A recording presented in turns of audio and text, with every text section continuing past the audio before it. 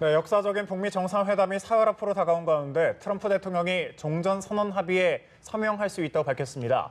북미 회담 이후 타결 여부에 관심이 집중되고 있는데요. 네, 전문가와 자세한 내용 짚어보겠습니다.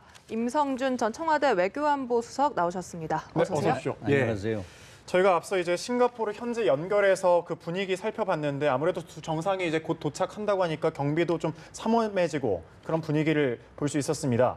아무래도 이제 김정은 위원장이 싱가포르까지 어떻게 이동할지가 또 이제 관심사인데 노후 기종이죠. 삼매 1호냐, 제3국의 민항기냐 이건 좀 어떻게 생각하시나요? 네, 뭐 그 얘기가 조금 최근에 그 북미 정상회담이 확정되고 나서 여러 가지 갈래로 좀 보도도 되고 혼선도 좀 있었습니다. 그런데 최근 그 언론 보도를 보면은 아마 그 제3국 비행기를 이용할 가능성이 높아진 것 같습니다. 그 얘기는 이제 지금 참매 1호는 탑승 인원이 우선 적고요. 뭐 지금 그 북한 측에서 얼마만한 그 수행원이 같이 가는지 발표는 없습니다만은 이번에 아마 상당수의 수행원 그다음에 경호원들이 같이 동행하지 않을까 생각되고요. 그런 면에서 지금 그 김정은 위원장은 트럼프 대통령과 어떤 그 대등한 그 위상 이런 것을 지금 바라고 있기 때문에 아마 그 뭐 미국의 에어포스 원 공군 1호기와 같은 비행기는 아니겠지만 뭐 그것과 동형의 어떤 그 규모의 비행기를 원하는 거 아닌가 그렇게 싶고요. 어저께 그 언론 보도에 의하면은 중국에서 어떤 그 민간 항공사의 747 그러니까 그 에어포스 원과 같은 그 크기의 비행기가 평양으로 들어갔다는 보도가 있었습니다. 아마 이것이 김정은 위원장이 이용할 항공기 아닌가 그렇게 여겨집니다. 네. 한편 김정은 위원장의 숙소가 이제 세인트 레지스 호텔로 거의 확실시되고 있는데 김창선 국무위원회 부장도 여기 이 호텔로 들어간 것으로 알려지면서 혹시 이 호텔의 경우에는 이 센토사 섬 카펠라 호텔까지는 6.2km, 또 트럼프 대통령이 머물 것으로 유력시되는 샹그릴라 호텔과는 570m밖에 되지 않은 만큼 가깝다고 하거든요. 어떻게 보고 계십니까? 네, 뭐 그 숙소는 뭐 여러 측면에서 우선 그 경호나 그 호텔의 이제 뭐 서비스나 그 호텔 규모 이런 거에 따라서 이제 정해지는 것인데 뭐 이번에 그렇게 가깝게 두 정상 숙소가 정해졌다는 것은 이번에 뭐 워낙 큰 그 의제들이 있기 때문에 지금 막판까지 그 양측의 수행원들이 아마 그 의제를 이제 조정하고 또 뭐 차이를 그 간격을 좁히는 그러한 노력을 해야 하기 때문에 가까우면 편리하겠죠. 그래서 뭐 양쪽 숙소를 오가면서 수행원들이 마지막 그 여러 가지 뭐 의제뿐만 아니라 경호 또 의전 이런 여러 가지 이 협의를 하기 편리한 그런 상황이겠죠. 가깝다는 것은.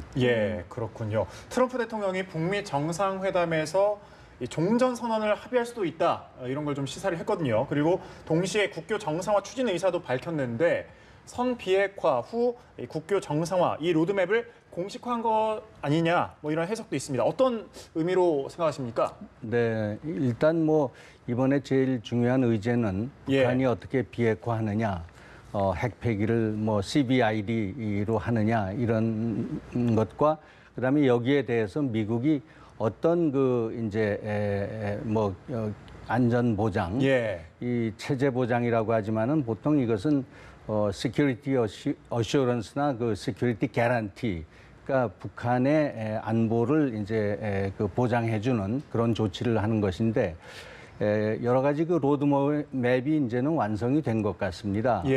그런 그 로드맵의 일환으로 제일 첫 조치가 아마 그 트럼프 대통령 미국 측에서는 이 종전 선언을 뭐 공동 합의를 하는 거 아닌가 그렇게 보여지고요.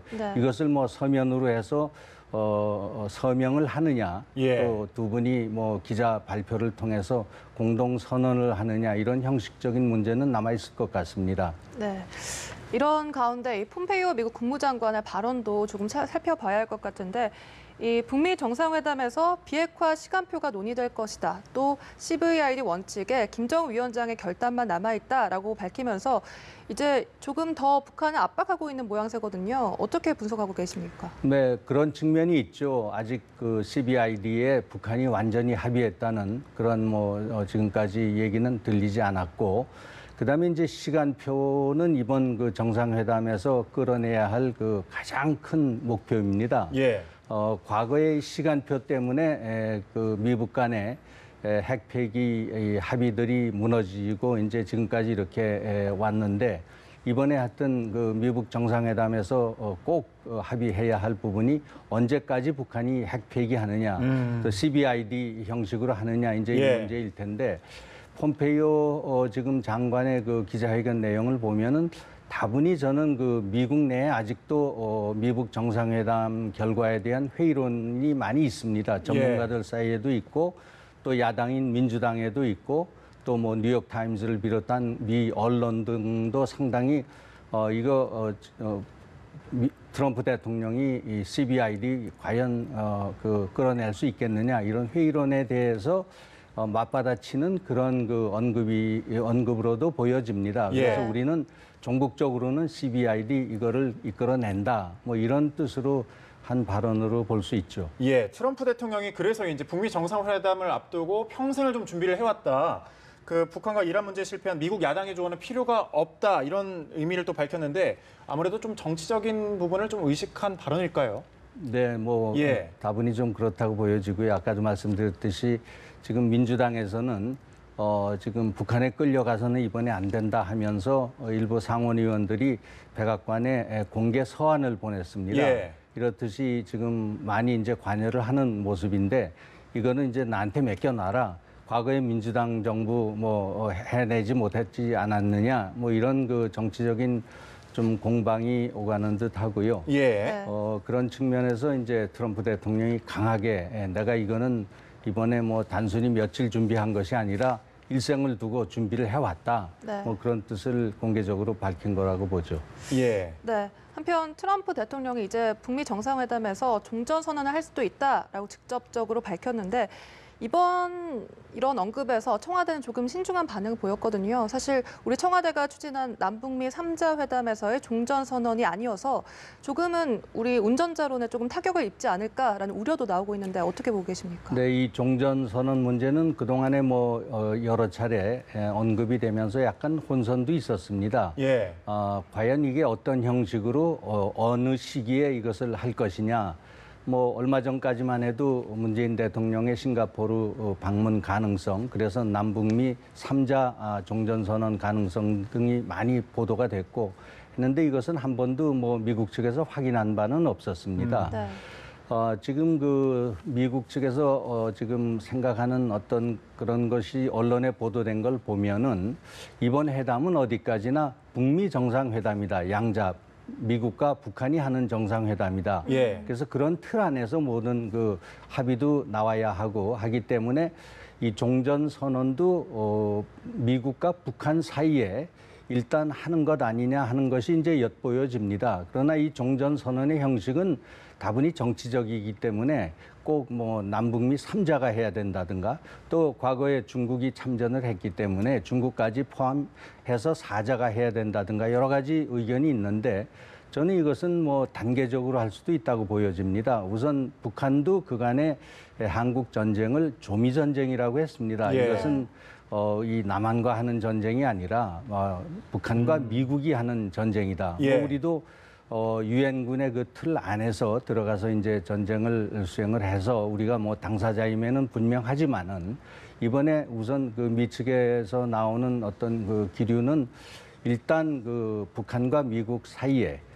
종전선언을 하고 그 이후에 또 그 당사국들이 참여하는 2차 종전선언으로 이어질 수도 있는 그 가능성이 아닌가 이렇게 보여집니다. 트럼프 대통령은 이번 회담이 성공적으로 진행이 되면 김정은 국무위원장을 백악관으로 초청하겠다 이런 뜻을 밝히기도 했거든요. 미국에서 만약 이루어진다면 그 장소적인 좀 의미가 좀 있지 않을까요?